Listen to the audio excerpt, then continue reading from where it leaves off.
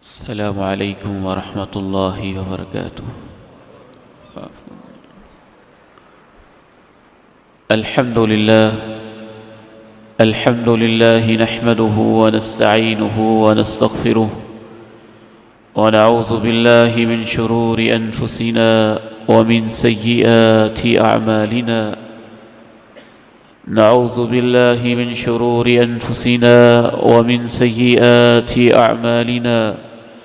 أشهد أن لا إله إلا الله وحده لا شريك له، وأشهد أن محمدًا عبده ورسوله صلى الله عليه وعلى آله وصحبه وسلم.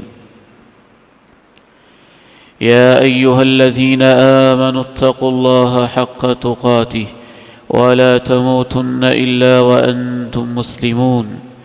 يا أيها الناس اتقوا ربكم الذي خلقكم من نفس واحدة وخلق منها زوجها وبث منهما رجالا كثيرا ونساء، واتقوا الله الذي تساءلون به والأرحام إن الله كان عليكم رقيبا. يا أيها الذين آمنوا اتقوا الله وقولوا قولا سديدا يصلح لكم أعمالكم ويغفر لكم ذنوبكم، ومن يطع الله ورسوله فقد فاز فوزا عظيما. أما بعد، فإن خير الحديث كتاب الله، وخير الهدي هدي محمد صلى الله عليه وسلم، وشر الأمور محدثاتها، وكل محدثة بدعة، وكل بدعة ضلالة، وكل ضلالة في النار. اللهم صل على محمد وعلى آل محمد كما صليت على إبراهيم وعلى آل إبراهيم إنك حميد مجيد. اللهم بارك على محمد وعلى آل محمد كما باركت على إبراهيم وعلى آل إبراهيم إنك حميد مجيد. رب اشرح لي صدري ويسر لي أمري واحلل عقدة من لساني يفقه قولي. اللهم انفعني بما علمتني وعلمني ما ينفعني وزدني علما. اللهم طهر قلبي من النفاق، وعملي من الرياء، ولساني من الكذب، وعيني من الخيانة، فإنك تعلم خائنة الأعين وما تخفي الصدور. أعوذ بالله العظيم وبوجهه الكريم وسلطانه القديم من الشيطان الرجيم. بسم الله الرحمن الرحيم. ولا تقولوا لمن يقتل في سبيل الله أموات بل أحياء ولكن لا تشعرون. الله أكبر. ولنبلونكم بشيء من الخوف والجوع ونقص من الأموال والأنفس والثمرات وبشر الصابرين الذين إذا أصابتهم مصيبة قالوا إنا لله وإنا إليه راجعون. أولئك عليهم صلوات من ربهم ورحمة وأولئك هم المهتدون. انتہائی قابل احترام میرے اس فیدریش بزرگوں، بہت ہی عزت کے لائق زندہ و پائندہ دل نوجوان بھائیوں، قابل شفقت میرے عزیزوں، رسول اللہ صلی اللہ علیہ وسلم نے اپنی زندگی کے 13 سال مکہ مکرمہ میں گزارے. اس کے بعد آپ علیہ السلام کو ہجرت کی اجازت ملی تو آپ مدینہ منورہ تشریف لے آئے. خانہ کعبہ کی طرف قسم پرسی کے عالم میں دیکھتے ہوئے اور یہ ارشاد فرماتے ہوئے کہ تجھے چھوڑنے کو دل تو نہیں چاہتا لیکن تیرے شہر کے باسی مجھے یہاں رہنے نہیں دیتے۔ مدینہ منورہ تشریف لائے۔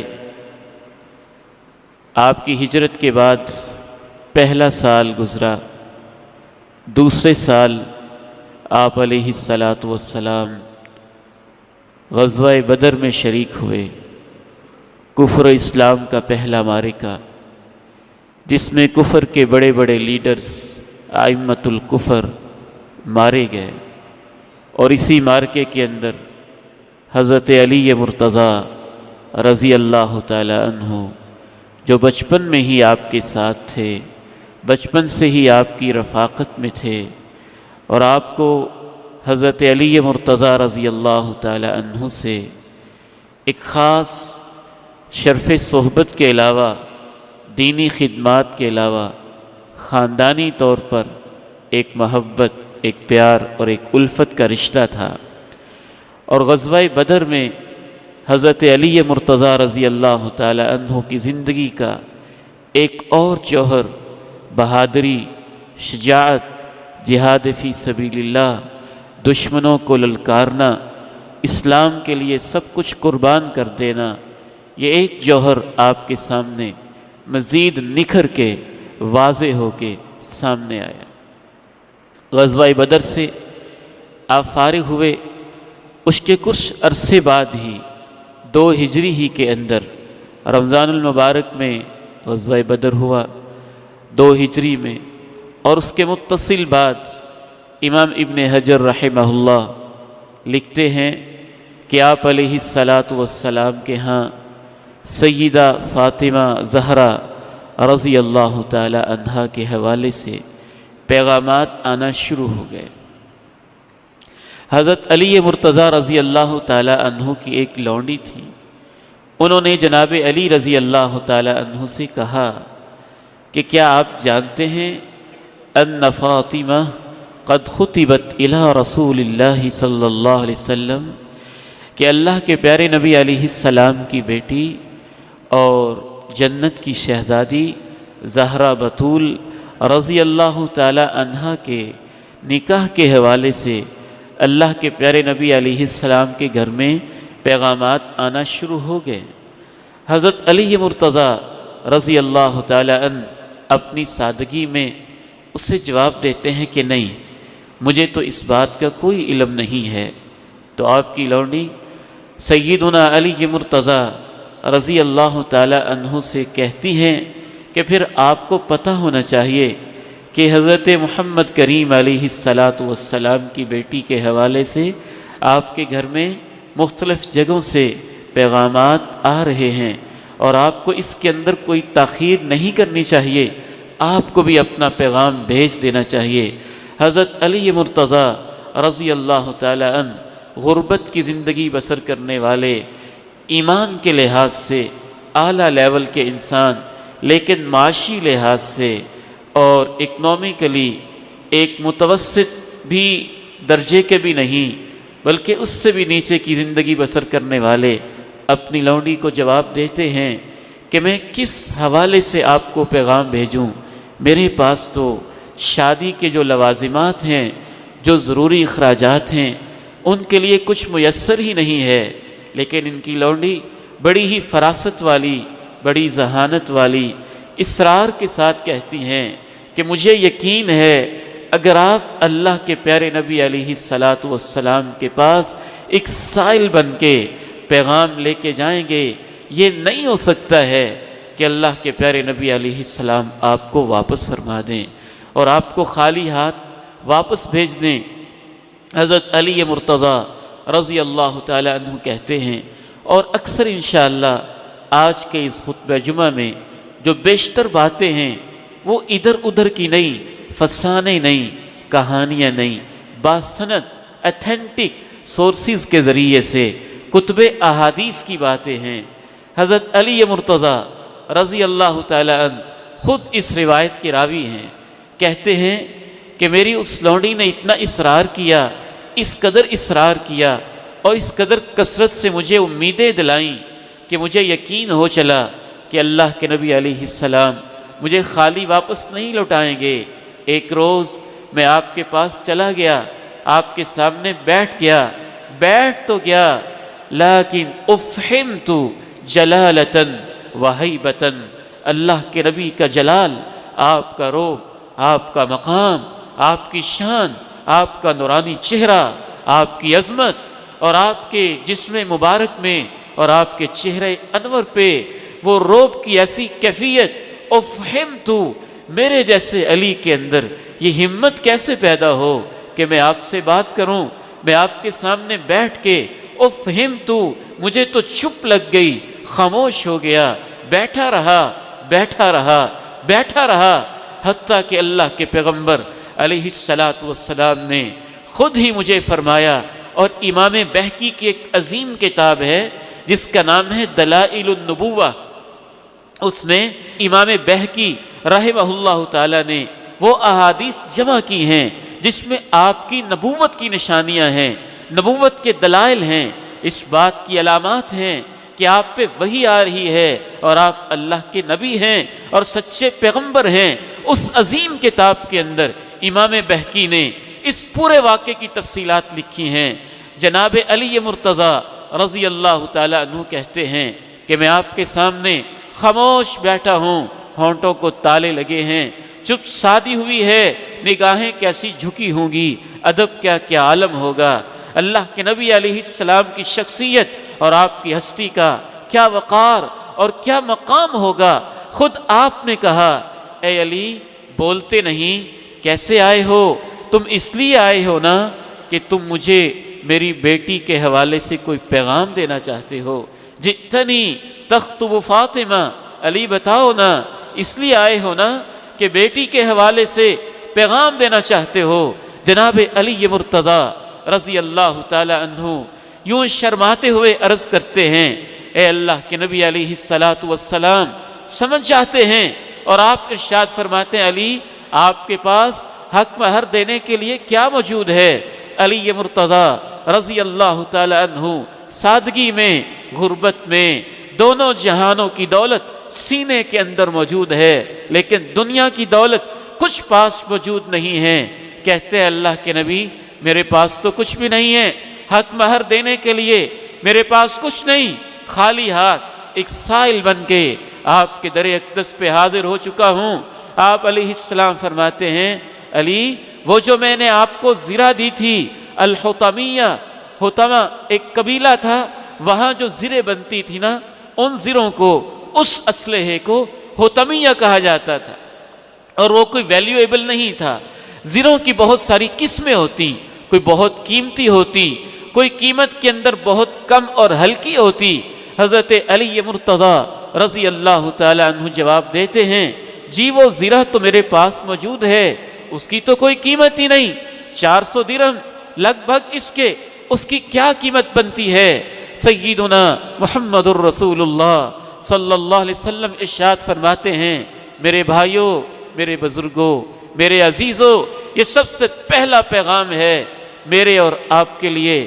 جب بیٹیوں کے رشتے کرنے ہوتے ہیں، جب بیٹیوں کو رخصت کرنا ہوتا ہے، جب بیٹیوں کے فرض ادا کرنے ہوتے ہیں، باپ کے دل کے اندر کیا جذبے ہوتے ہیں، کیا ارماں ہوتے ہیں، کیا گداز ہوتا ہے، کیا نرمی ہوتی ہے، ان کو گھروں سے رخصت کرنا کتنا مشکل لگتا ہے۔ اور جانتے بھی ہیں کہ علی رضی اللہ تعالی عنہ ان کے پاس کچھ نہیں ہے، خالی ہاتھ آ گئے ہیں۔ ایمان کی دولت تو ہے نا، جرت اور شجاعت تو ہے نا، تقوی کا لیول تو ہے نا، اپنی برادری خاندان کا ایک عظیم فرد تو ہے نا۔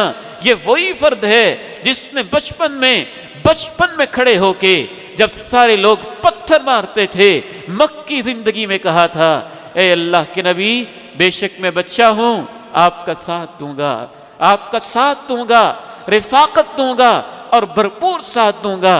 علی مرتضیٰ رضی اللہ تعالی عنہ سے بات ہو جاتی ہے، وہ زرہ بازار میں لے جاتے ہیں بیچنے کے لیے۔ بعض روایات کے اندر یہ آتا ہے، ان مستند نہیں ہیں، لیکن محسوس یوں ہوتا ہے کہ اس کے اندر بھی ایک بڑا سبق پایا جاتا ہے۔ علی مرتضیٰ رضی اللہ تعالی عنہ بازار میں زرہ بیچ رہے ہیں، 400 درہم اس کی قیمت لگتی ہے۔ عثمان غنی رضی اللہ تعالی عنہ کہتے ہیں علی آپ کی یہ زرہ 400 درہم اس کی قیمت، اور اتنا بڑا آپ کا کام کہ اللہ کے نبی علیہ السلام کی آپ داماد بننے والے، آپ کو بیچنے کی کیا ضرورت ہے؟ میں عثمان ہوں نا، اس کی قیمت بھی میں دیتا ہوں اور زرہ بھی تمہیں واپس کر دیتا ہوں۔ قیمت وہ ادا کر دیتے ہیں، وہ 400 درہم بھی اللہ کے نبی کے سامنے پیش کر دیتے ہیں، زرہ بھی آپ کی خدمت عالیہ میں، خدمت اقدس میں حاضر کر دیتے ہیں۔ یہ دنیا کا عظیم جوڑا رشتہ نکاح کے اندر استوار ہو جاتا ہے۔ 2 ہجری کے اندر یہ نکاح ہوتا ہے، اور 3 ہجری میں اگلے سال بمشکل 1 سال کے بعد اللہ رب العزت علی مرتضیٰ رضی اللہ تعالی عنہ کے ہاں بیٹے کی خوشخبری دیتے ہیں۔ اللہ کے پیارے نبی علیہ السلام تشریف لاتے ہیں۔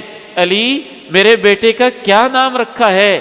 کہا اس کا نام حرب رکھا ہے، یہ جنگ ہوگا، یہ مجاہد ہوگا، یہ مسلح ہوگا، کفر کے خلاف تلوار ہوگا، میں نے اس کا نام جنگ رکھا ہے۔ اور اللہ کے نبی علیہ السلام اس نام کو پسند نہیں فرماتے، کہتے نہیں علی اس کا نام حرب نہیں ہوگا، اس کا نام حسن ہوگا۔ حسن والا، جمال والا، خوبصورتی والا، کردار والا میرے اس نواسے، میرے اس بیٹے، تیرے اس بیٹے کا نام حسن ہوگا۔ اگلے سال 4 ہجری ہے، 2 ہجری میں نکاح ہوا ہے، 3 ہجری میں پہلا بیٹا اللہ رب العزت نے دیا، نام حرب رکھا، اللہ کے پیغمبر نے نام بدل دیا۔ 4 ہجری میں دوسرا بیٹا اللہ رب العزت نے دیا۔ اللہ کے پیارے نبی تشریف لائے، کہا علی بیٹے کا نام کیا رکھا ہے؟ فرمایا میں نے تو اب بھی وہی نام رکھا ہے، یہ حرب ہوگا، جس طرح میدان بدر کے اندر میں نے مار کے سجائے تھے کفار کے خلاف، ایک شمشیر بے نیام بنا تھا، میرا بیٹا بھی کفر کے خلاف ایسے ہی بنے گا، میں نے اس کا نام بھی حرب رکھا ہے۔ اللہ کے پیارے نبی علیہ السلام ارشاد فرماتے ہیں نہیں علی اس کا نام حرب نہیں، اس کا نام حسین ہوگا رضی اللہ تعالی عنہ وارضاہ۔ اس کے بعد ایک اور بیٹا اللہ دیتے ہیں، اللہ کے نبی تشریف لاتے ہیں، کہتے ہیں علی اس کا نام کیا رکھا ہے؟ فرماتے ہیں اس کا نام بھی حرب رکھا ہے، وہی نام جو ذہن کے اندر سمایا ہوا ہے۔ فرمایا نہیں علی اس کا نام حرب نہیں، اس کا نام محسن ہوگا، محسن ہوگا۔ اور پھر آپ ارشاد فرماتے ہیں علی یاد رکھنا میرے تینوں تیرے بیٹوں کے نام جس طرح موسیٰ کے ساتھ ہارون اس کے رفیق ہوتے تھے، جس طرح موسیٰ کے بھائی ان کے دوست ہوتے تھے، جس طرح موسیٰ کے ساتھ دینے والے جناب ہارون ہوتے تھے، تیرا میرے ساتھ وہی رشتہ ہے۔ فرق یہ ہے موسیٰ کا بھائی ہارون نبی تھا، تو نبی نہیں، میرے بعد کوئی نبی نہیں ہوگا۔ جس طرح سے ہارون نے اپنے 3 بیٹوں کے نام ایک جیسے، پہلے بیٹے کا نام شبر رکھا، دوسرے کا نام شبیر رکھا، تیسرے کا نام مشبر رکھا، بالکل اسی وزن پہ میں نے بھی اپنے نواسوں کے نام ہارون نبی کے بیٹوں کی طرح، پہلے بیٹے کا نام حسن، دوسرے کا حسین اور تیسرے کا نام محسن رکھا ہوا ہے۔ اللہ کے پیارے نبی علیہ السلام سیدنا حسین رضی اللہ تعالی عنہ کا نام نامی، اسم گرامی خود پسند فرماتے ہیں، اور تاریخی طور پہ یہ واضح بھی کرتے ہیں یہ وہی نام ہے اور اس سے ملتا جلتا نام ہے جو ایک نبی نے اپنے بیٹے کا نام رکھا تھا۔ یہ جنت کے دونوں شہزادے اللہ کے پیغمبر علیہ السلام کے گھرانے کے 2 پھول اسی طرح جوان ہوتے ہیں، پلتے بڑھتے ہیں، گھر میں بچوں کی طرح بچگانہ ادائیں ہیں، محبت والی، پیار والی، الفت والی، چاہت والی۔ بچے تو سارے ہی کھیلا کرتے ہیں، لیکن یہ 2 ایسے انسانی تاریخ اور اسلامی تاریخ کے عظیم بچے ہیں جو کھیلتے ہیں تو اللہ کے پیارے نبی کے سینے پہ کھیلتے ہیں، جو کھیلتے ہیں تو آپ کے شانوں پہ کھیلتے ہیں، جو کھیلتے ہیں تو آپ کی زلفوں سے کھیلتے ہیں، جو کھیلتے ہیں تو آپ کے گھر میں کھیلتے ہیں، جو کھیلتے ہیں تو مسجد نبوی کے ممبر و محراب پہ کھیلتے ہیں، جو کھیلتے ہیں تو اللہ کے پیغمبر کی انگلیاں پکڑ پکڑ کے کھیلتے ہیں، اور اللہ کے پیغمبر کو ان کی کھیل سے بھی اتنی محبت ہے، ان کی اداؤں سے اتنی محبت ہے، بچوں والی ان کی معصوم حرکات جو بچے جیسے کرتے ہیں ویسے ہی ان کی حرکات کے اندر وہ معصومیت ہے، وہ الفت ہے، وہ محبت ہے، وہ چاہت ہے، وہ پیار ہے جو شاید انسانی تاریخ میں کسی باپ نے اپنے بیٹے کو نہیں دیا ہوگا۔ یہ تو عجب نواسے ہیں، اور ان کا نانا بھی انسانی تاریخ کا بے مثال نانا ہے نا، ان جیسی محبت دینے والا کوئی نہیں اور ان جیسی محبت لینے والا کوئی نہیں۔ کتنی محبت، ذرا احادیث سے اس کے دلائل سنتے چلے جائیے گا۔ سب سے پہلی محبت تو ماں سے شروع ہو جاتی ہے، ان کی ماں سیدہ فاطمہ زہرا رضی اللہ تعالی عنہا سے بھی اس قدر محبت ہے کہ اللہ کے پیغمبر علیہ السلام کبھی ان کو بوسہ دے رہے ہیں، کبھی ان کے لیے کھڑے ہو جاتے ہیں، کبھی چادر بچھا دیتے ہیں، کبھی ان سے راز و نیاز کی باتیں کرتے ہیں۔ سیدنا ابو ہریرہ رضی اللہ تعالی عنہ بیان کرتے ہیں، دخلت مع رسول اللہ صلی اللہ علیہ وسلم فی سوق من اسواق المدینہ، مدینہ کے بازاروں میں سے ایک بازار کے اندر اللہ کے پیغمبر تشریف لے جاتے ہیں، میں بھی آپ کے ساتھ ساتھ ہوتا ہوں۔ بازار سے آپ فارغ ہوتے ہیں، فانصرف وانصرفت معه، آپ وہاں سے چل دیتے ہیں، میں بھی آپ کے ساتھ چل دیتا ہوں۔ دخل بیت فاطمہ، چلتے چلتے آپ اپنی بیٹی سیدہ فاطمہ زہرا رضی اللہ تعالی عنہا کے گھر میں، علی مرتضیٰ کے گھر میں تشریف لے آتے ہیں۔ آپ کے گھر میں تشریف لانے کے بعد پوچھتے ہیں، اسم لکع اسم لکع اسم لقع، وہ چھوٹو کہاں ہے، وہ چھوٹو کہاں ہیں؟ پیار کے ساتھ لقب دیتے ہوئے حسنین کریمین کو اس انداز سے کہتے ہیں، وہ چھوٹو کہاں ہے، وہ منا کہاں ہے، وہ چھوٹو کہاں ہے؟ میں انتظار کرتا ہوں کہ یہ دونوں بچے آتے کیوں نہیں ہیں، اور میں ذہن کے اندر سوچتا ہوں کہ ان کی والدہ ان کو اچھے کپڑے پہنا رہی ہوں گی، بنا سنوار رہی ہوں گی، آخر ان کے نانا آئے ہیں، ان سے ملنا ہے، محبت کے ساتھ ان کو نہلاتی دھلاتی ہوں گی، اس وجہ سے تاخیر ہو رہی ہے۔ وہ تشریف لے آتے ہیں، اللہ کے پیارے نبی علیہ السلام یوں ان کو گلے لگا لیتے ہیں، دوڑے دوڑے آتے ہیں، دوڑے دوڑے آتے ہیں، ان کو گلے لگا لیتے ہیں، اور ایک بات کہتے ہیں جس وجہ سے دنیا کے ہر مسلمان کو جنت کے ان شہزادوں سے پیار محبت اور الفت ہونی چاہیے۔ جس کو ان سے پیار محبت اور الفت نہیں ہے، اس سے اپنے ایمان کی خیر منانی چاہیے اور جائزہ لینا چاہیے۔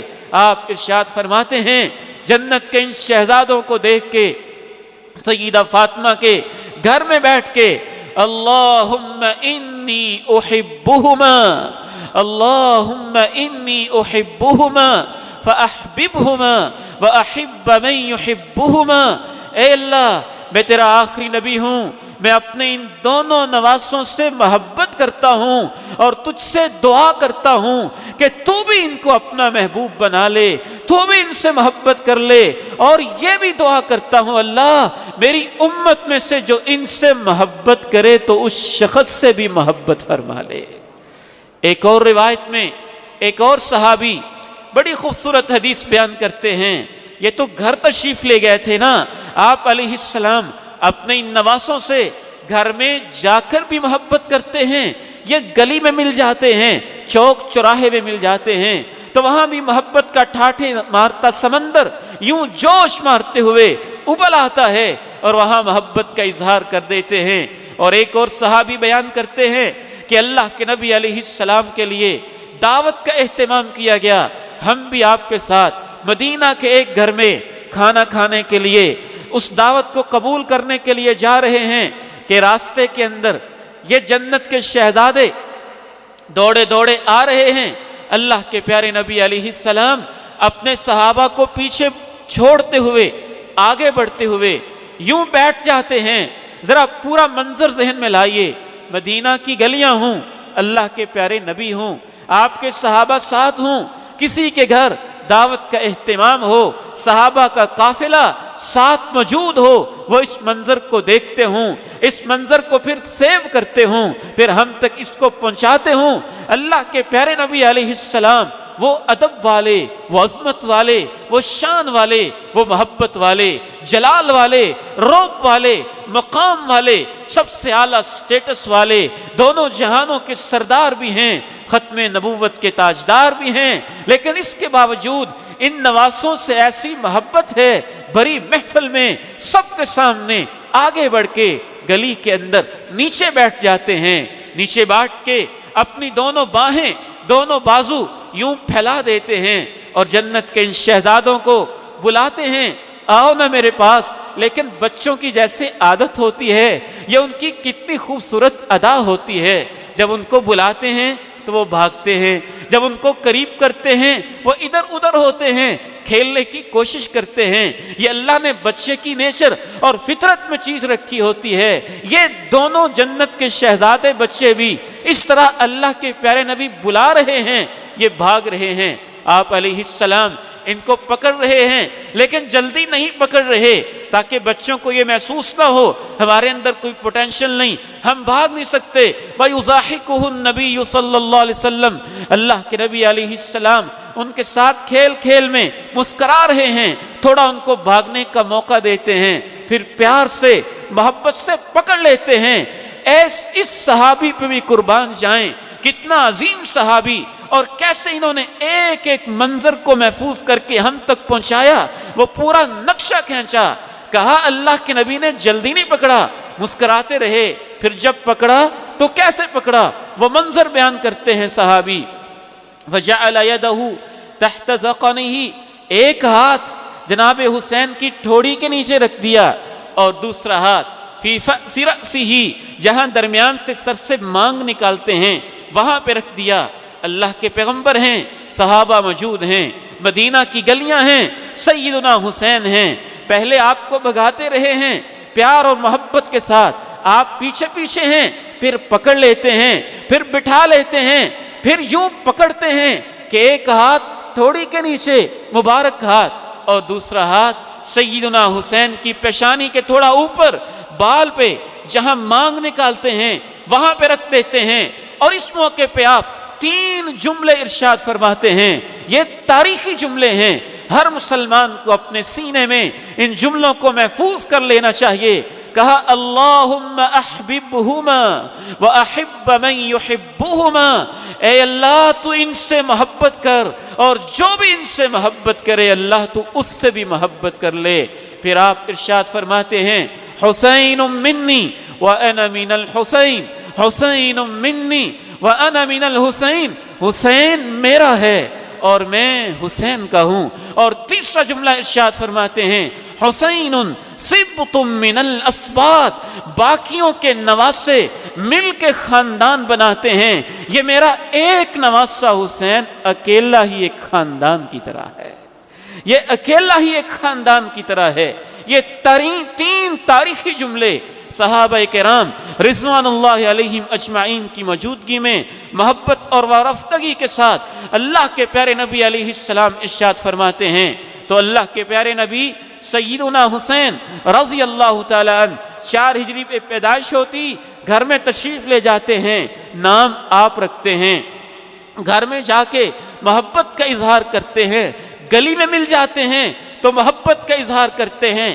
اور آگے بڑھیے، اللہ کے پیارے نبی علیہ السلام سیدنا حسن اور حسین حسنین کریمین رضی اللہ عنہما و ارضاہما سے اس قدر محبت کرتے ہیں۔ اللہ کے پیارے نبی کا سب سے زیادہ دنیا سے بے التفاتی کا منظر وہ ہوتا تھا جب آپ نماز میں ہوتے تھے، جب آپ نماز میں کھڑے ہوتے، کان لہو عزیز کعزیز المرجل، تو آپ کے سینے اتھر سے رونے کی یوں آوازیں نکلتی جس طرح ہنڈیا کے اندر پانی بوائل ہو کے کھولتا ہے، آپ کے سینے سے اس طرح گڑگڑانے کی، گڑ گڑانے کی، رونے کی، سسکیاں آہیں بھرنے کی آوازیں بلند ہو جاتی، دنیا و ما فیہا سے بے خبر ہو جاتے، ساری توجہ رب کریم کی طرف ہو جاتی۔ لیکن جنت کے ان شہزادوں سے اللہ کے نبی کو اتنا پیار تھا کہ نماز کے اندر بھی اپنے نواسوں سے پیار کیا کرتے تھے، محبت کیا کرتے تھے۔ ذرا احادیث سنتے چلے جائیے۔ صحابی رسول، صحابی جلیل رضی اللہ تعالی عنہ و ارضاہ سنن نسائی کے اندر ایک حدیث بیان کرتے ہیں، اور اس حدیث کو پڑھ کے تو میں حیران رہ جاتا ہوں۔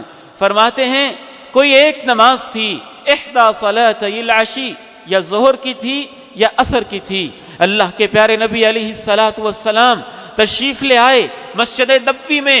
سنن نسائی کی اس روایت پہ غور کرتے چلے جائیے گا، اور ساتھ اپنے ایک نواسے کو بھی لے آئے، یا حسن تھے یا حسین تھے، ان دونوں میں سے کوئی ایک تھا۔ اس صحابی کو یاد نہیں رہا تو اس نے پورا منظر جیسے تھا پوری امانت داری کے ساتھ امت تک پہنچایا۔ کہا کوئی ایک نماز یا ظہر کی تھی یا عصر کی تھی، اور آپ کے نمازوں میں سے کوئی ایک نواسا یا حسن تھے یا جناب حسین تھے، ان کو آپ نے ساتھ لیا، نماز کروانا شروع کر دی۔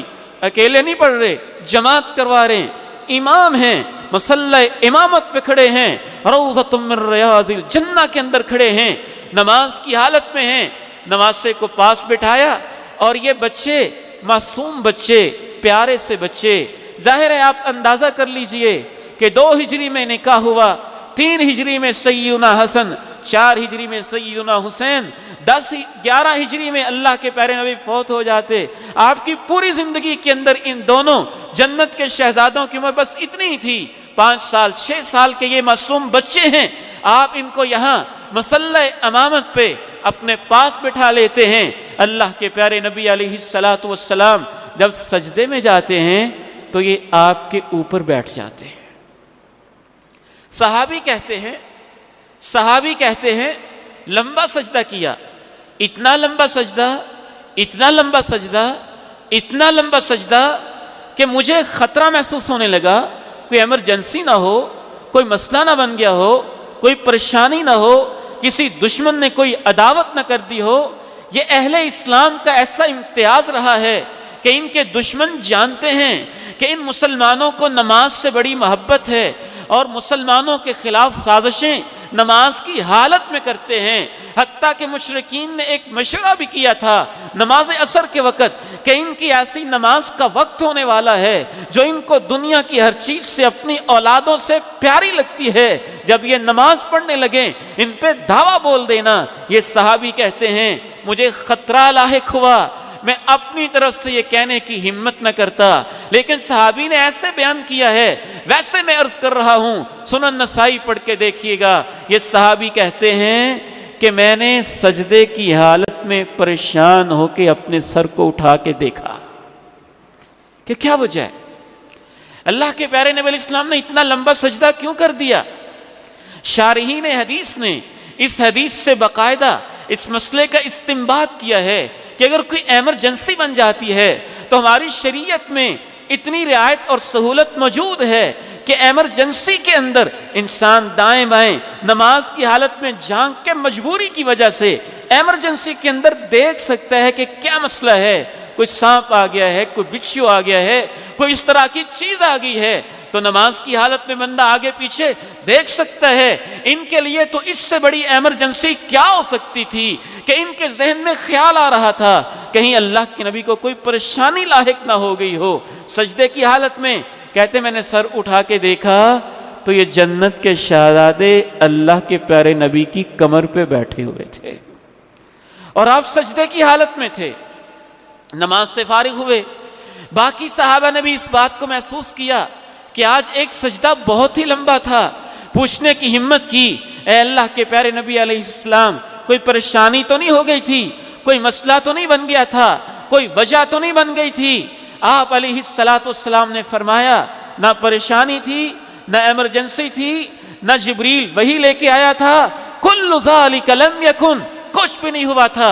ان ابنی ارتحلنی فکرہت ان اعجلہ حتی یقضی حاجتہ، میرے اس بیٹے نے مجھے سواری بنا کے میرے اوپر سوار ہو گیا تھا، میں نے کہا نواسا ہے نا، جنتی شہزادہ ہے، علی کا بیٹا ہے، فاطمہ کے جگر کا ٹکڑا ہے، میرا نواسا ہے۔ میں نے کہا معصوم بچہ ہے، کس محبت کے ساتھ میری کمر پہ بیٹھ گیا ہے۔ میں نے کہا جب تک یہ خود اٹھے گا نہیں، میں سجدے سے اپنے سر کو اٹھاؤں گا نہیں۔ نماز کی حالت میں اپنے نواسوں سے، سیدین کریمین سے، حسنین سے، جنت کے شہزادوں سے اللہ کے پیارے نبی علیہ السلام اس انداز میں محبت فرما رہے ہیں۔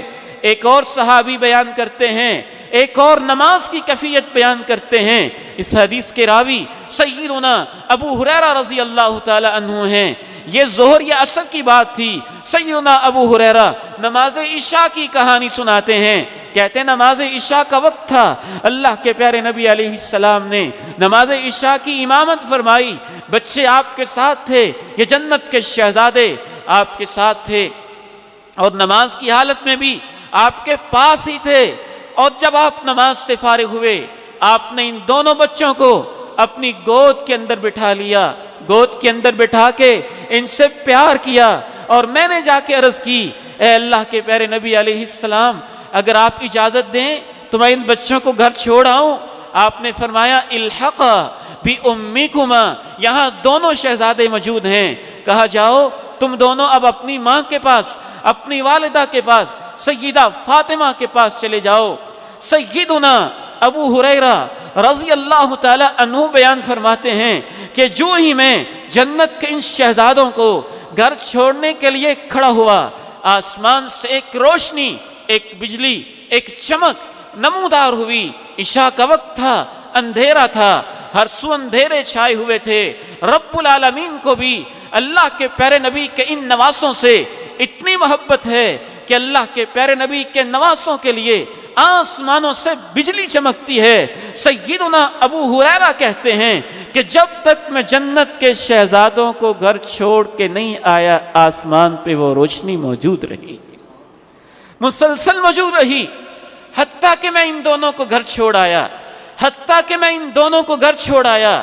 خصوصاً میرے محترم بھائیوں اور بزرگوں، میں ان احباب سے کہنا چاہتا ہوں جن کے ذہن میں کبھی شیطان نے غلط خیال بنا دیے ہیں یا غلط لوگوں کی باتوں سے خیال پیدا ہو گیا ہے، الحمدللہ اہل الحدیث وہ ہوتا ہے جو اللہ کے نبی کی ہر حدیث پر ایمان لاتا ہے۔ یہ سب باتیں ادھر ادھر کی کہانیاں، افسانے نہیں۔ کوئی صحیح بخاری کی حدیث ہے، کوئی سنن نسائی کی حدیث ہے، کوئی مسند ابی یعلا کی حدیث ہے، کوئی معجم کبیر طبرانی کی حدیث ہے، سب صحت کے اندر سندن سب کی سب صحیح روایات ہیں۔ آپ علیہ السلام اپنے ان نواسوں سے عمر بھر محبت کرتے رہے، وقت گزرتا گیا، یہ جوان ہوتے رہے، پلتے بڑھتے رہے۔ آپ علیہ السلام نے مدینہ منورہ میں 10 سال گزارے۔ جب 11واں سال شروع ہوا، 11 ہجری میں آپ علیہ السلام جاں کنی کے عالم میں ہیں، سکرات الموت ہیں، بڑی سخت کیفیتیں ہیں، نزع کے عالم میں ہیں۔ ان للموت سکرات، موت کی بے ہوشیاں ہوتی ہیں۔ اس بے ہوشی کے عالم میں آپ اپنے پاس بلاتے ہیں تو انسانی تاریخ میں سے، مسلمانوں میں سے سب سے زیادہ اگر آپ سکرات الموت پہ اپنے قریب بلاتے ہیں تو حسنین کی والدہ، جنت کی شہزادی سیدہ فاطمہ زہرا بتول رضی اللہ عنہا کو پاس بلاتے ہیں، ان کے کان میں سرگوشی کرتے ہیں۔ ہماری ماں ان سے پوچھتی ہیں کیا کہا تھا آپ سے اللہ کے پیارے نبی نے؟ وہ فرماتی ہیں نہیں، یہ تو اللہ کے نبی کا راز ہے، میں اسے فاش نہیں کر سکتی۔ جب آپ اللہ کو پیارے ہو جاتے ہیں، ہماری ماں پھر پوچھتی ہیں فاطمہ بتاؤ تو صحیح، اللہ کے پیارے نبی نے دنیا سے جاتے ہوئے آپ کو کیا کہا تھا؟ یہاں سے آپ اندازہ کیجئے مرض الموت کے اندر، سکرات الموت کے اندر، موت کی بے ہوشیوں کے اندر انسان کس کو اپنے پاس بلاتا ہے، کس سے راز و نیاز محبت کی باتیں کرتا ہے۔ آپ ہنسی تھیں، پھر آپ روئی تھیں، وجہ کیا تھی؟ کہتی اب اللہ کے نبی پیارے ہو چکے، اب میں بتائے دیتی ہوں، آپ نے مجھے اپنے پاس بلا کے کہا تھا فاطمہ مجھے لگتا ہے کہ میں اللہ کے پاس جانے والا ہوں، فاطمہ مجھے لگتا ہے، اے میری بیٹی مجھے لگتا ہے میں اللہ کے پاس جانے والا ہوں۔ فاتق اللہ واصبری، جب میں اللہ کے پاس چلا جاؤں اللہ سے ڈر کے زندگی بسر کرنا اور صبر کا دامن تھامنا، صبر کا دامن تھامنا۔ یہ گھرانہ ہی صبر والا ہے، یہ گھرانہ ہی استقامت والا ہے، ان کی تربیت ہی ایسے ہوئی ہے۔ یہ اہل بیت نبی ہیں، یہ اہل بیت نبی ہیں، یہ عام انسانوں جیسے نہیں ہیں، عام صحابہ سے زیادہ ایک درجہ ان کا احترام اہل بیت نبی ہونے کے حوالے سے بنتا ہے۔ کہا فاتق اللہ واصبری، فاطمہ میری بیٹی جب میں چلا جاؤں اللہ سے ڈر کے زندگی بسر کرنا، واصبری صبر کا دامن تھام لینا۔ جب میرے بابا نے مجھے کہا میں دنیا سے جانے والا ہوں، میں رو پڑی تھی، آپ نے پھر مجھے قریب کر کے کہا فاطمہ میرے جانے کے بعد سب سے پہلے میرے ساتھ ملاقات میرے گھر میں سے تیری ہوگی، تو میرے پاس سب سے پہلے آئے گی۔ پھر میں مسکرا دی تھی کہ جدائی تو ہے لیکن تھوڑی دیر کے لیے ہے، پھر جنتوں میں ملاقات ہو جائے گی۔ اللہ کے پیارے نبی علیہ السلام اللہ کو پیارے ہو جاتے ہیں۔ سیدنا ابوبکر صدیق رضی اللہ تعالی عنہ مسلمانوں کی مشاورت سے اس میں علی مرتضیٰ موجود ہیں، حسنین کریمین موجود ہیں، اہل بیت اطہار موجود ہیں، سب کی اتفاق رائے سے ان کو خلیفہ بنا دیا جاتا ہے۔ اور ان کے بعد حضرت عمر فاروق رضی اللہ تعالی عنہ وہ خلیفہ بنتے ہیں۔ سیدنا ابوبکر جب خلافت کو سنبھالتے ہیں اس وقت حالات ایسے تھے، بعض لوگ یہ سمجھتے ہیں کہ شاید خلافت کوئی مٹھائی کا تھال تھا جو اس پہ جھگڑا ہو رہا تھا، نہیں، آپ نہیں جانتے اللہ کے پیارے نبی کے جانے کے بعد عرب معاشرے کا حال کیا ہو چکا تھا۔ مسیلمہ کذاب نے نبوت کا دعویٰ کر دیا، ادھر سے عورت نے نبوت کا دعویٰ کر دیا، ادھر سے منکرین زکوٰۃ انہوں نے سر اٹھا لیا، ادھر سے بین الاقوامی طاقتیں وہ سر اٹھانے لگیں کہ مسلمانوں کا پیغمبر دنیا سے جا چکا ہے، یہ نازک موقع ہے، مسلمان پریشانی میں ہیں، یہ موقع ہے کہ اسلام کو ختم کیا جائے۔ اس وقت سے ختم نبوت پہ سب سے پہلے ڈاکہ ڈالا گیا۔ جناب صدیق وہ سب سے پہلے مجاہد ہیں جو ختم نبوت کے ڈاکو کے خلاف مسلح ہو کے نکلے، اور انہوں نے ان سارے فتنوں کی سرکوبیاں کی، کانٹوں کی سیج تھی جس پہ جناب صدیق چلتے رہے، مسلمانوں کو سنبھالا دیا، غم کے حالات میں مسلمانوں کو سنبھالا، اہل بیت سے محبت کے نرالے انداز پیش کیے۔ اس کے بعد عمر فاروق رضی اللہ تعالیٰ عنہ خلیفہ بنے اور اسلامی مملکت کو 40 لاکھ مربع کلومیٹر تک پھیلا دیا۔ کفار بیٹھے ہوتے اور اپنے اپنے ملکوں میں عمر فاروق کے نام سے کپ کپا رہے ہوتے، ڈر رہے ہوتے، خوف کھا رہے ہوتے، شیطان ان سے خوف کھاتا۔ اہل بیت ان دونوں خلیفوں سے اس طرح محبت کرتے اور مسلمان ان دونوں خلفاء سے اپنے بچوں کے دلوں میں محبت ایسے بٹھاتے جیسے قرآن کی سورت سکھائی جاتی ہے۔ ایک بڑا عجب منظر ہے، ایک دفعہ سیدنا عمر فاروق رضی اللہ تعالی عنہ 40 لاکھ مربع کلومیٹر کے کم و بیش حکمران اور پوری دنیا میں عدل و انصاف کے پھریرے لہرانے والے، لیکن ان جنتی شہزادوں سے اتنی محبت ہے، ان کے ساتھ اتنی فرینکنس ہے۔ سیدنا حسین آتے ہیں، پیار سے آ کے کہتے ہیں انکل عمر میرے ابو کے ممبر سے نیچے اترو، انزل عن ممبری ابی، میرے ابو کے ممبر سے نیچے اترو اور اپنے باپ کے ممبر پہ جاؤ۔ سیدنا عمر فاروق رضی اللہ تعالی عنہ کہتے ہیں اے میرے حسین میرے باپ کا تو ممبر ہی کوئی نہیں تھا، میرے باپ کا تو ممبر ہی کوئی نہیں تھا۔ پھر اس پیارے سے بچے کو اپنے پاس بٹھا لیتے ہیں، ممبر کے اوپر اپنے پاس بٹھا کے پیار کرتے ہیں، اور پیار کرنے کے بعد کہتے ہیں حسین بیٹے یاد رکھنا، حسین بیٹے یاد رکھنا، انبت اللہ ما انبت فی رؤوسنا باللہ ثم ببیتکم، اللہ جانتا ہے ہمیں جو بھی عزت کائنات میں ملی ہے اللہ نے دی ہے، اور اللہ کے بعد تمہارے گھروں سے ملی ہے، تمہارے گھر سے ملی ہے، تمہارے گھر سے ملی ہے۔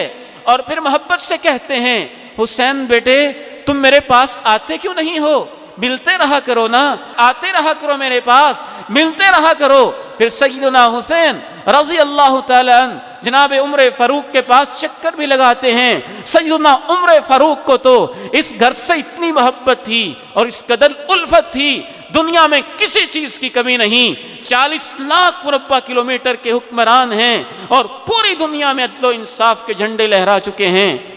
کمی ہے تو ایک بات کی ہے، کمی ہے تو ایک بات کی ہے، سوچتے ہیں تو ایک بات سوچتے ہیں، عمر اللہ کے نبی کے گھر سے تیرا کوئی رشتہ ہی ہو جائے، تیرا کوئی تعلق ہی قائم ہو جائے، تیرا کوئی تعلق ہی قائم ہو جائے۔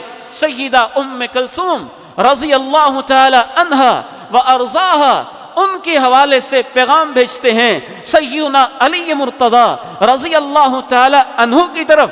صرف ایک خواہش ہے کہ اللہ کے نبی کے گھرانے سے کوئی رشتہ قائم ہو جائے، اور تاریخ اس بات پہ گواہ ہے کہ سیدنا علی مرتضی رضی اللہ تعالی عنہ عمر میں تفاوت کے باوجود عمر کی خدمات اور محبتوں کو دیکھتے ہوئے انہیں اپنا داماد بنا لیتے ہیں۔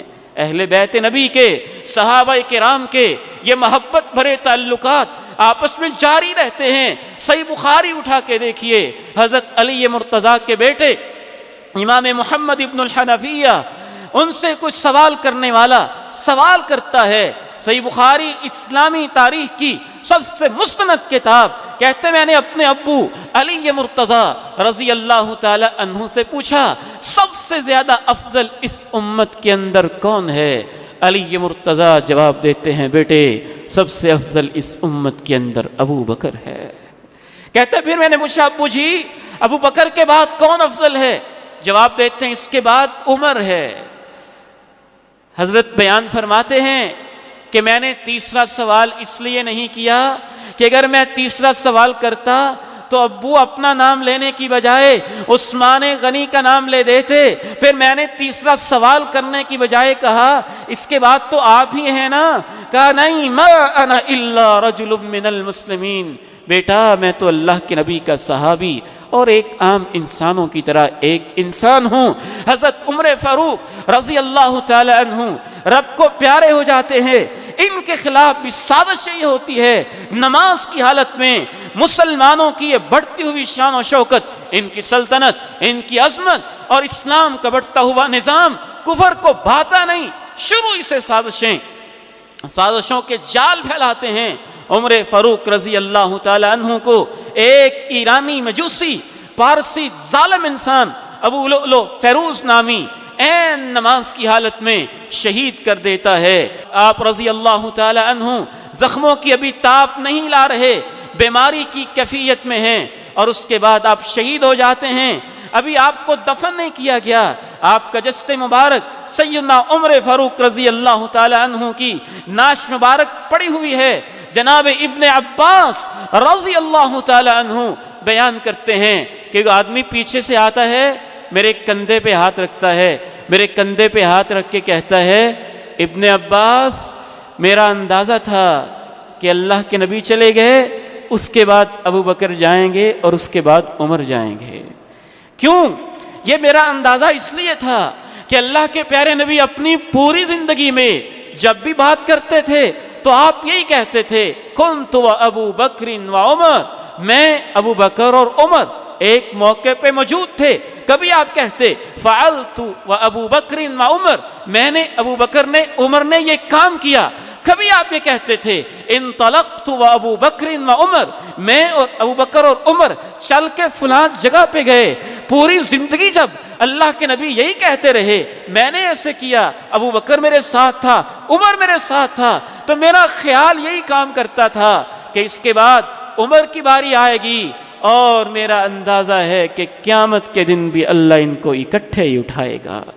جناب ابن عباس کہتے ہیں سیدنا عمر فاروق رضی اللہ تعالی عنہ کی ناش مبارک چارپائی پہ پڑی ہے، ابھی دفنایا نہیں گیا، لوگ رو رہے ہیں، پیچھے سے کوئی آ کے میرے کندھے پہ ہاتھ رکھ کے یہ باتیں کر رہا ہے، میں پیچھے مڑ کے دیکھتا ہوں کہ کون ہے اتنی محبت کی باتیں کرنے والا، تو وہ دماد نبی سیدنا علی مرتضی رضی اللہ تعالی عنہ ہے۔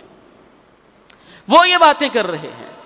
یاد رکھیے صحابہ کرام سے محبت، اہل بیت سے محبت، ہر صحابی سے محبت، اہل بیت کے ہر فرد سے محبت، اس میں کوئی تفریق کرنا ہمارے نزدیک ایسے ہی ہے جیسا کہ قرآن کی آیتوں میں تفریق کرے یا حدیث مبارکہ میں تفریق کرے۔ اللہ کے نبی کی ایک بیٹی سے نہیں، چاروں بیٹیوں سے محبت، آپ کی ایک بیوی سے نہیں، 11 ازواج مطہرات سے محبت، آپ کے ایک داماد سے نہیں، سارے دامادوں سے محبت، آپ کے ایک عزیز سے نہیں، سارے رشتہ داروں سے محبت، صرف ایک حسن و حسین سے نہیں، بلکہ ان کی تو آپس میں محبتوں کے یہ انداز تھے۔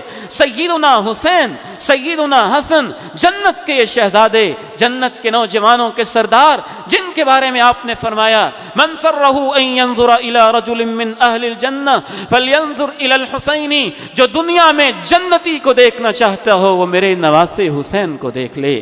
علی مرتضی رضی اللہ تعالیٰ عنہ سو رہے ہیں، آرام فرما رہے ہیں، اللہ کے پیارے نبی تشریف لاتے ہیں، سیدہ فاطمہ بیان فرماتی ہیں، علی مرتضی رضی اللہ تعالیٰ عنہ بیان فرماتے ہیں، آپ تشریف لائے، یہ جنت کے شہزادے پانی پانی مانگ رہے ہیں، بھوک لگی ہے، کچھ کھلایا پلایا جائے۔ کیا محبت تھی ان کے ساتھ، اللہ کے پیارے نبی کو سیدہ فاطمہ بیان کرتی ہیں، ہمارے گھر کے اندر علی تو سو رہے تھے، ایک بکری تھی، تھوڑا تھوڑا دودھ دیتی تھی، کبھی کبھار اس کے تنوں سے معمولی دودھ آ جاتا تھا، اپنے ان نواسوں کی خاطر اللہ کے پیارے نبی خود دودھ دونے لگ جاتے ہیں، دودھ دو کر ان کو پلاتے ہیں، پلا کے فارغ ہوتے ہیں، پھر کیا کہتے ہیں؟ کہتے ہیں فاطمہ فاطمہ میں، تم، یہ دونوں اور یہ جو سویا ہوا ہے، جنت میں ہم ایک جگہ میں اللہ کے پاس اکٹھے ہی ہوں گے، اکٹھے ہی ہوں گے۔ ان سے محبت کیوں نہ کی جائے؟ ان سے محبت ایمان کا حصہ ہے، اور ایمان کا اعلیٰ ترین حصہ ہے، اعلیٰ ترین مقام ہے۔ یہی سیدنا حسن رضی اللہ تعالی عنہ، ان کو اللہ بیٹا دیتا ہے تو ایک بیٹے کا نام ابو بکر رکھ دیتے ہیں، اللہ اور بیٹا دیتا ہے اس کا نام عمر رکھ دیتے ہیں۔ سیدنا حسین کو اللہ بیٹا دیتا ہے، نام ابو بکر رکھ دیتے ہیں، ایک اور بیٹا دیتا ہے، نام عمر رکھ دیتے ہیں۔ یہ صرف اور صرف اہل کفر کی، اہل نفاق کی سازشیں ہیں کہ مسلمانوں میں پھوٹ ڈالی جائے۔ اہل بیت نبی، صحابہ کرام یکجان تھے، پوری زندگی اکٹھے رہے تھے، لیکن کفار کی سازش تھی کہ ان کو کسی نہ کسی طریقے سے علیحدہ کیا جائے، تفریق ڈالی جائے، اور اللہ کے پیارے نبی پیشین گوئیاں کر چکے تھے۔ حضرت علی مرتضی رضی اللہ تعالی عنہ کی یہ روایت ہر اہل ایمان کو یاد ہونی چاہیے۔ آپ نے ارشاد فرمایا کہ اللہ کے پیارے نبی نے مجھے کہا تھا لا يحبك الا مؤمن ولا يبغضك الا منافق، علی تجھ سے محبت کرنے والا مومن ہوگا، تجھ سے بغض رکھے گا تو وہی جو منافق انسان ہوگا۔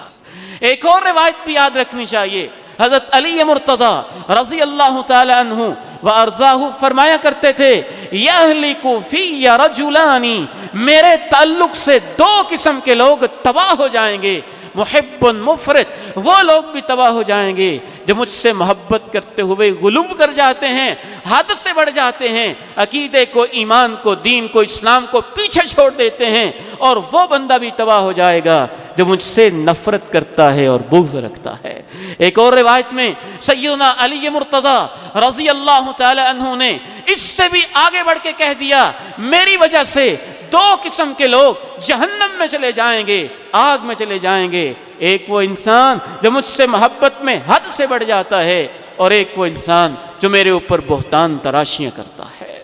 اور اسلامی تاریخ نے دونوں طرح کے لوگ دیکھے، وہ لوگ جو علی مرتضی رضی اللہ تعالیٰ عنہ سے بغض کرنے والے تھے، ان کو خوارج کہا جاتا ہے، ان کو تکفیری کہا جاتا ہے، ہر مسلمان پہ کفر کے فتوے چلانے والے، سختیاں شدت پسند قسم کے لوگ، اور ان کو دوسری اصطلاح کے اندر ناصبی کہا جاتا ہے، اہل بیت نبی سے بغض رکھنے والے۔ اور دوسری قسم کے وہ لوگ جنہوں نے علی مرتضی رضی اللہ تعالیٰ عنہ کو نبی کے مقام سے آگے بڑھا دیا، حتیٰ کہ بعض میں اللہ تک بنا دیا، ان کو مشکل کشا، حاجت روا بنا دیا، ان کے اندر وہ صفات پیدا کر دیں جو کہ اللہ کی صفتیں ہیں، اور ان سے وہ کچھ مانگنے لگے جو اللہ سے مانگنا چاہیے۔ یہ اپنی محبت میں حد سے بڑھنے والے لوگ ہیں۔ یہ دونوں قسم کے لوگ دین اسلام پہ اور اس کی تعلیمات پہ عمل پیرا نہیں ہیں۔ اہل السنہ والجماعہ دین اسلام کی اعتدال کے راہ کے اوپر قائم ہیں کہ ایک ایک صحابی سے محبت اور اہل بیت سے بالخصوص اضافی ایک درجہ محبت کہ وہ اہل بیت نبی ہیں صحابی ہونے کے ساتھ ساتھ، اور اس طرح سے علی مرتضیٰ سے محبت، ابوبکر صدیق سے محبت، عمر فاروق سے محبت، عثمان غنی سے محبت، علی مرتضیٰ سے محبت، اسی طرح وقت گزرتا جاتا ہے۔ آخری بات کر کے میں آپ سے اجازت چاہتا ہوں، حتیٰ کہ کفار کی یہ سازشیں ایک دن کامیاب ہو جاتی ہیں، منافقین کی اہل کفر کی سازشیں جو شروع ہی سے چاہتے تھے کسی نہ کسی طرح سے اسلام کو کمزور کیا جائے، عمر فاروق رضی اللہ تعالیٰ عنہ کو شہید کر دیا گیا، عثمان غنی رضی اللہ تعالیٰ عنہ کو شہید کر دیا گیا، علی مرتضیٰ رضی اللہ تعالیٰ عنہ کو شہید کر دیا گیا۔ انہی سازشوں کا تسلسل تھا، لیکن اب اس نے رنگ بدل لیا تھا۔ کوفہ کے اندر کچھ لوگ جمع ہو کے سیدنا حسین رضی اللہ تعالیٰ عنہ کو دعوت نامے لکھتے ہیں، خطوط لکھتے ہیں، خطوط کی بھرمار ہو جاتی ہے۔ آپ وہاں تشریف لے جاتے ہیں اور وہ غم و الم کی کہانی وہاں پہ رونما ہو جاتی ہے، جس کی خبر بھی اللہ کے پیارے نبی کو جبریل امین آ کے دے چکے تھے۔ آپ علیہ السلام کے ایک عزیز کزن جناب ابن عباس کہتے ہیں، میں سویا ہوا تھا، خواب کے اندر، موجم کبیر طبرانی کی حدیث مبارک ہے، خواب میں دیکھتا ہوں اللہ کے پیارے نبی کے بال بکھرے ہوئے ہیں، آپ کے ہاتھ میں شیشی ہے اور اس کے اندر خون جمع کر رہے ہیں۔ میں پوچھتا ہوں اللہ کے پیارے نبی یہ کیا ماجرا ہے؟ آپ فرماتے ہیں یہ حسین اور اس کے ساتھیوں کا خون ہے، یہ حسین اور اس کے ساتھیوں کا خون ہے۔ سیدنا علی مرتضیٰ رضی اللہ تعالی عنہ بھی نینوا کے مقام پہ اپنے غلام اور اپنے خادم نجی رضی اللہ تعالی عنہ ان کے ساتھ اپنے خادم کے ساتھ جا رہے ہیں اور کہتے ہیں یہاں فرات کے کنارے میں اللہ کے پیارے نبی کے ساتھ جا رہا تھا، آپ یکدم آنکھوں میں آنسو آ جاتے ہیں، آنسو بہا رہے ہیں۔ میں آپ سے پوچھتا ہوں آپ کی آنکھوں میں آنسو کس لیے جاری ہیں؟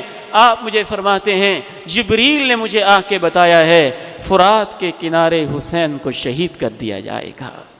انہی کفار کی یہ سازش کامیاب ہوتی ہے اور وہ بلانے کے بعد آپ کو سپورٹ نہیں کرتے، مدد نہیں کرتے، اور سیدنا حسین رضی اللہ تعالیٰ عنہ کی بہن واضح طور پہ کہتی ہیں کہ تمہارے مرد کوفہ والوں ہمارے اوپر حملے کرتے ہیں اور تمہاری عورتیں بین کرتی ہیں۔ سیدنا حسین رضی اللہ تعالیٰ عنہ میدان کربلا میں اکیلے بیٹھے ہیں، آ کے دیکھنے والا دیکھتا ہے، کہتا ہے اس میدان میں تنے تنہا قرآن کی تلاوت، داڑھی آنسوؤں سے تر اور قرآن ہاتھ کے اندر اور اس کی تلاوت ہو رہی ہے۔ پوچھنے والا کہتا ہے یہاں کیا ہو رہا ہے؟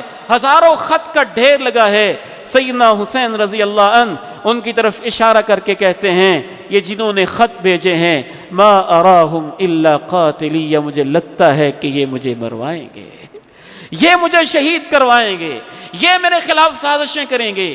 صحیح بخاری سے پتہ چلتا ہے قتل کس نے کیا اور اس عظیم سانحے کے پیچھے ہاتھ کس کا تھا؟ وہ کوفہ والے لوگ جو اوپر سے محبت کا اظہار کرتے اندر سے مسلمانوں کے خلاف تھے۔ ابن عمر رضی اللہ تعالی عنہ سے ایک آدمی آ کے مسئلہ پوچھتا ہے حالت احرام کے اندر کیا مچھر کو مارا جا سکتا ہے؟ حاجی کے لیے جائز ہے؟ جناب ابن عمر کہتے ہیں تم کوفے سے آئے ہو، تمہیں شرم نہیں آتی؟ تم نے تو اللہ کے پیارے نبی کے نواسے کو شہید کر دیا اور مجھ سے مچھر مارنے کے بارے میں سوال کرتے ہو۔ اللہ رب العزت سے دعا ہے ان سازشی عناصر سے امت کو اللہ تعالیٰ محفوظ فرمائے۔ یا اللہ ہم آپ کو گواہ بنا کے کہتے ہیں ہم تیرے نبی کے اہل بیت سے محبت کرتے ہیں، ہمیں ان کے قدموں میں جنت میں جگہ نصیب فرما۔ ابوبکر صدیق، عمر فاروق، عثمان غنی، علی مرتضیٰ، ایک صحابی سے ہمیں محبت ہے، ہمیں ان کے ساتھ جنتوں میں اکٹھا فرما۔ وآخر دعوانا الحمد للہ رب العالمین۔